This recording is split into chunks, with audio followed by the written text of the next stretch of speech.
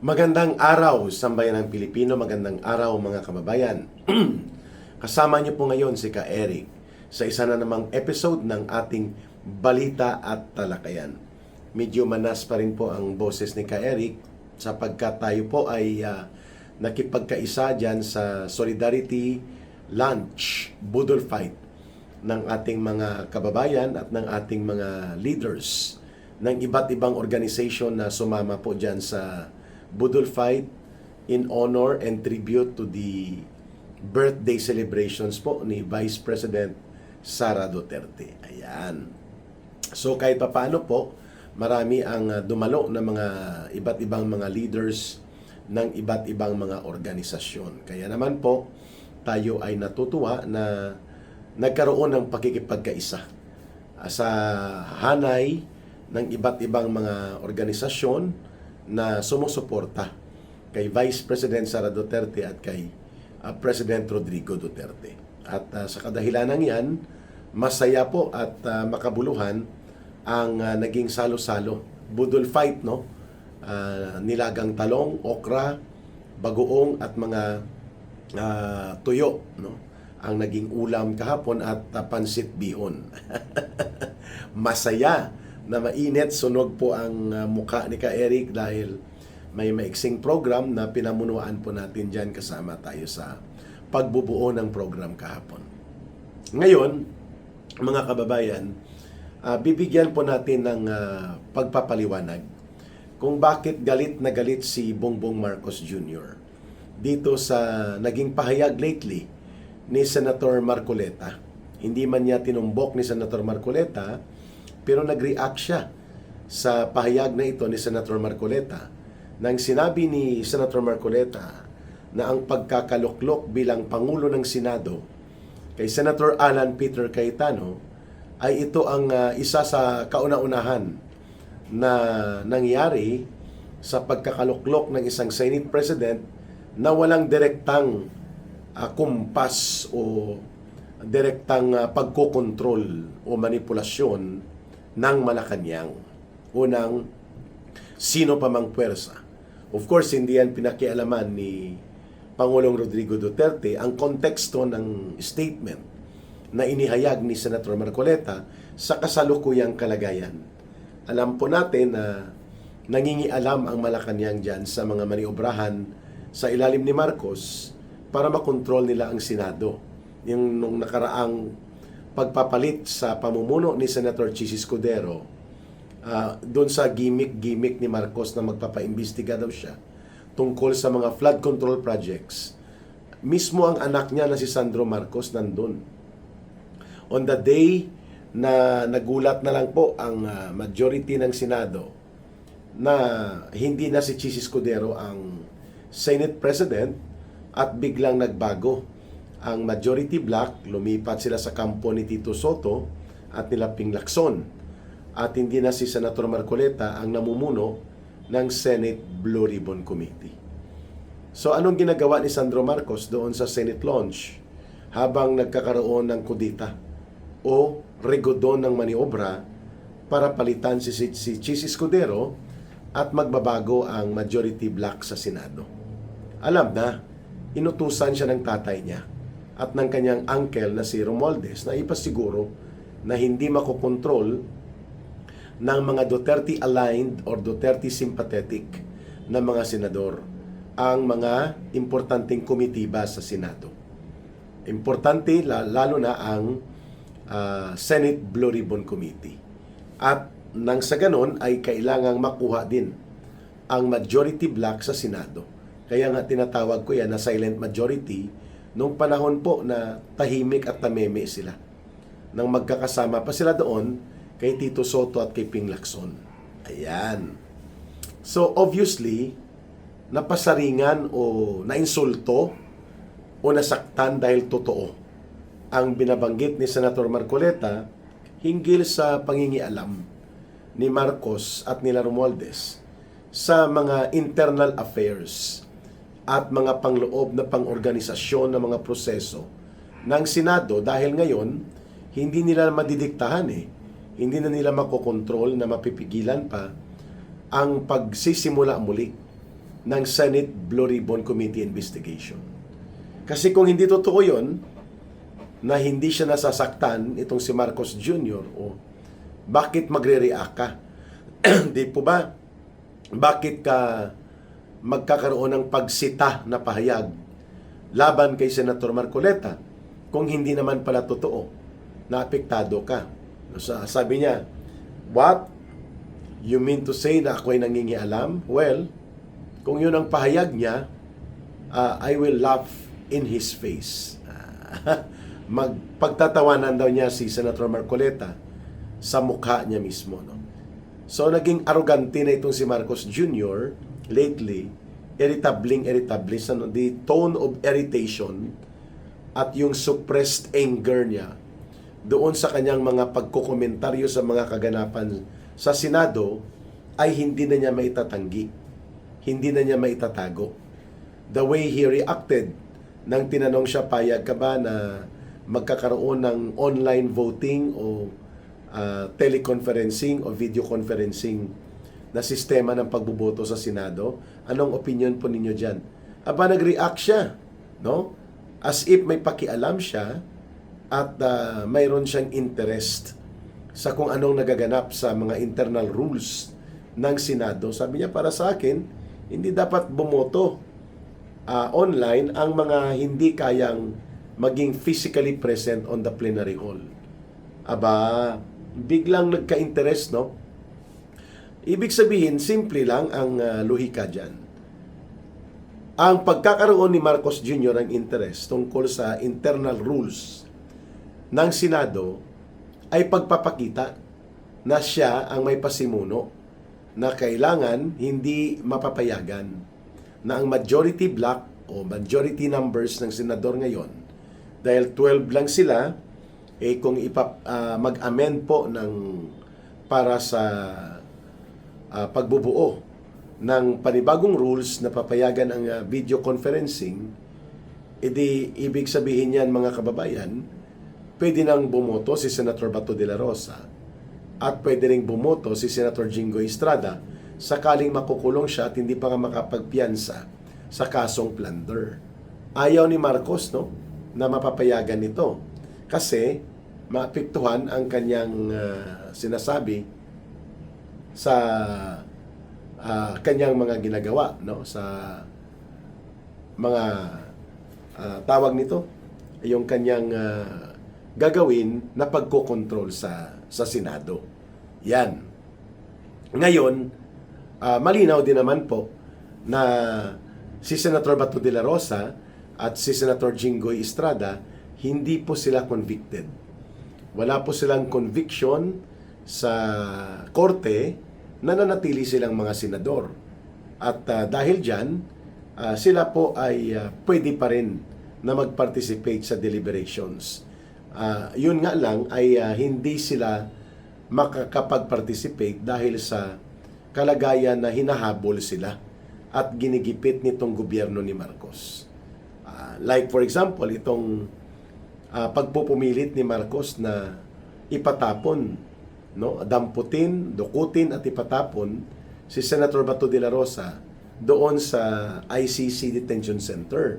Bagamat wala pang ruling ang Korte Suprema tungkol dito, mga kababayan, sa nakabinbin na usapin kung valid ba o hindi itong tinatawag na arrest order ng ICC laban kay Senator Bato de la Rosa. Hindi na siya makapag-antay si Marcos, mga kababayan. Itinutulak na niya na kailangan na si Senator Bato de la Rosa ay mapapadukot na o mapapadampot at ipapatapon. That will make the majority senators 12. Ngayon, kung kukunin si Senator Jinggoy Estrada at ilalabas ang panibagong warrant of arrest mula sa Sandigan Bayan for another non-bailable crime, di minus naman isa. So, ang actual numbers ng majority block will be 11. Patas na. 11-11 na sila. So, magkakaroon ng deadlock. Di po ba? So, kung may isa pang senador, halimbawa, makukuha din si Senator Joel Villanueva o si Senator Chis Escudero na tinatakot nila na sasampahan din ng kaso o para hindi masampahan, makikipag-areglo at lumipat sa kabila. E di ang majority ngayon doon ay 12 sa kabila, 10 na lamang dito sa actual majority. So sa botohan sa plenary, mga kababayan, mawawala po ang advantage of the majority bloc dahil physically present sa kanila 10 or below. So in that manner, makokontrol ngayon ang mga komitiba. Bagamat ang Senate President pa rin ay si Senator Alan Peter Cayetano unless there will be 13 senators na magbubuo dito o magdadagdag ng dalawa sa unsihan group nila Tito Soto. So makikita natin that the scheme, yung plano ni Marcos, ay talagang paralisahin, lumpuin, na sigurado siya na hindi na makakagalaw upang ang Senado ay makokontrol niya, hindi mabubuksan ang Senate Blue Ribbon Committee, madidiskarel ito at hindi maririnig o hindi mabibigyan ng official platform of testimonial revelations ang mga kagaya po nila Ginoong Saldico, ang kanyang mga tauhan, ang kanyang mga security personnel, ang mga Diskaya couple at iba pang contractors, at pati na rin po ang mga dating opisyal ni Marcos na nagamit niya sa sindikato na operations. Di umano, hinggil sa like ang role ni Adrian Bersamin, ang naging role ni DPWH Secretary Manny Bunuan, ang role ni Amina Pangandaman sa DBM, ni Lucas Bersamin, ni Jojo Cades bilang Undersecretary. Ang lahat ng ito po kasi pwedeng maipatawag sa Senado. Kapag nagkaroon po ng subcommittee or committee of the whole ng buong Senate Blue Ribbon, pwedeng magkaroon ng ganitong development. Yun ang iniiwasan ni Marcos. Kaya irritable po siya. No? Galit siya, sinusuppress niya, pero nang iinsulto at nangingialam ang kanyang mga pahayag.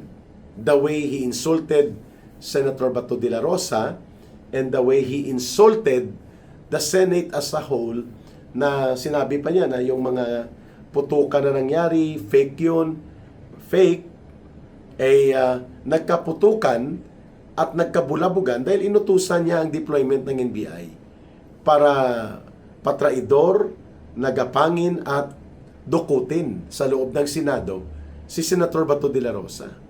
Yun po ang nangyari, kaya nagtanggol, nakipaglaban at nakipagbarilan ang mga elemento, personnel ng Senate Security.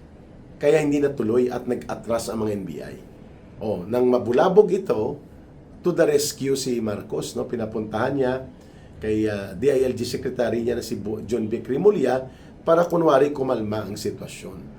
At hindi niya alam na may ganong pangyayari, pero binuking siya ng kanyang kapatid na si Senator Amy Marcos. So, itong pagpapakita ng pagka-irritable ni Marcos, ang pagiging galit niya sa nangyayari sa Senado, ay pagpapakita na siya ay apektado dahil nagkaroon una ng leadership change at ng maniobra pati na sa Senate Blue Ribbon Committee. Pangalawa, hindi niya madidiktahan ang kontrol sa direksyon ng Senado na ngayon ay majority adversarial o hindi sumasang-ayon sa kanyang ginagawa sa gobyerno niya at sa administrasyon.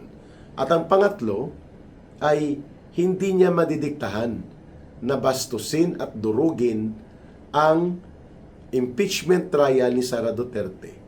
Bagamat hindi nila makukuha ngayon ang 16 senators na boboto, the most that they can have itong unsihan senators nila na 11, pero iba pa rin kung kontrolado niya ang impeachment court, kontrolado niya ang majority of the senators, para pagdating sa mga motion upang dikdikin at bastusin si Vice President Sara Duterte sa impeachment trial ay makakalusot.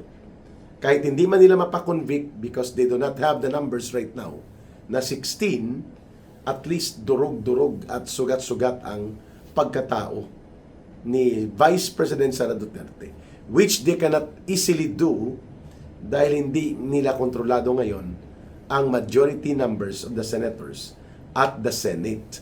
Ang actual 12-11. So, pero ang majority pa rin nasa grupo nila Senator Alan Peter Cayetano. Ayan.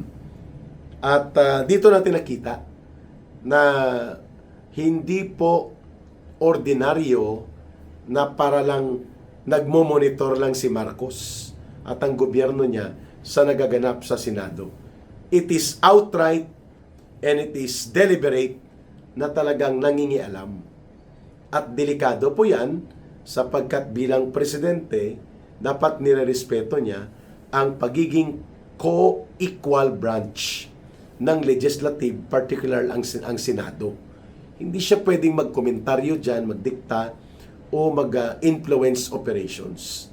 Kasi, ang role ng Senado, lalo na in the legislative branch, ay magsilbing fiscalizer. Magsilbi po ito na counter check and balance sa mga posibilidad ng mga pang-aabuso sa kapangyarihan na pwedeng naganap o magaganap sa executive department ng gobyerno. Kaya may check and balance. Ngayon, kung ito ay kinokontrol, minamanipulate at dinidiktahan ng presidente, hindi magiging tuta at lumpia Shanghai ang kalalabasan ng Senado. Magiging chapsuy ang kanyang puro pagkain.